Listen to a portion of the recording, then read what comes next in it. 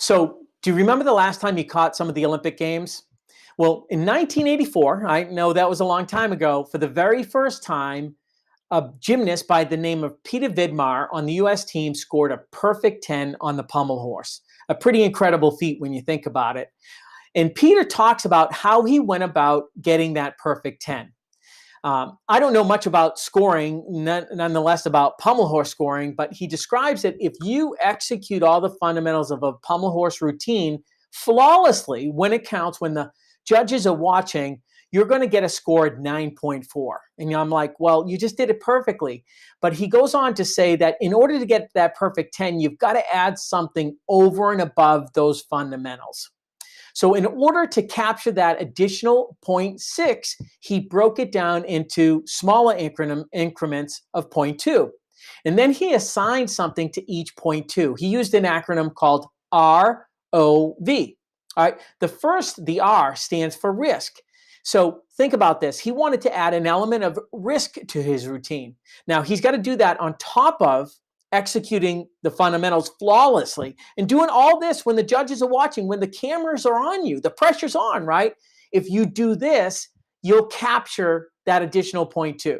So 0.2 plus 9.4, we're now up to 9.6. I know you're saying, I didn't know there'd be math. Well, there might be a little bit. But if you're up to the 9.6 now, he's got to capture that 0.4.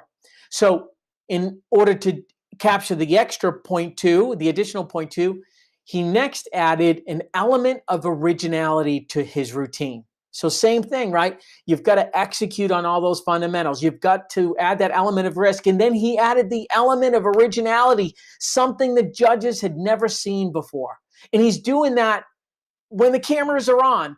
And when he executed all of that, he's now up to a 9.8. So almost there. And the last one he talks about is the V, and this stands for virtuosity. And when I think about virtuosity, I think about music. And when you think about music, a virtuoso takes that music on a page and just makes it sound almost magical. Now, I've got an 11-year-old daughter, and she plays the piano. And to me, she sounds like a virtuoso, but she may not be to you, right? But she's playing classic music like Ode to Joy by Beethoven. But when a virtuoso plays that music, it's really bringing all those notes together to make it just sound just magical. And it's the same thing with Peter's routine. It was doing all those fundamentals and executing them when they count, and adding that element of risk and adding an element of originality, and doing it with virtuosity when the judges are watching, when the cameras are on, when the pressure's on, and executing and nailing all that. And that's what led to his perfect 10. What a feat. Now, the reason I share that story with you is the reason you're here at BD, the reason you're in this course is because you have made the Olympic team, right? The Olympic team here at BD.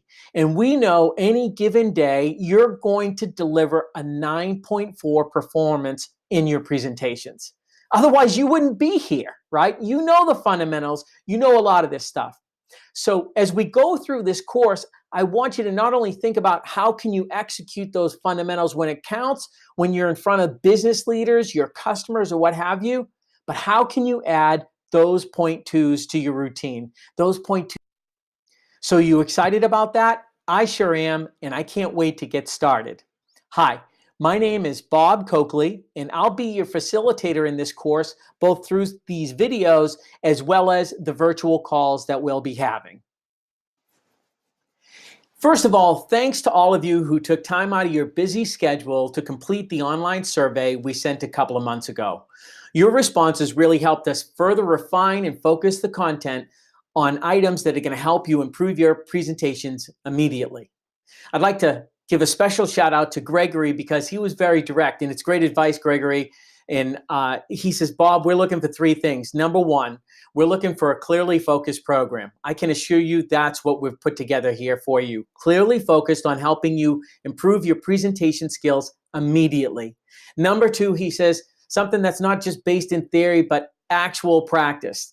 You'll see the bias in this program is towards things that are practical and tactical that you can apply immediately that will help you improve your presentations on the very next one. In addition to that, they're actually backed up by science, some of these techniques. So here at BD, we really appreciate and value that, don't we?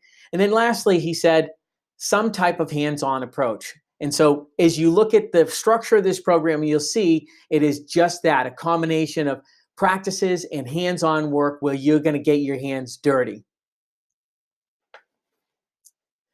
One of the things that we heard in the survey was people needed some kind of flexibility doing this program. And so we kept that in the forefront when we put the program together. So it is flexible. What do I mean by that?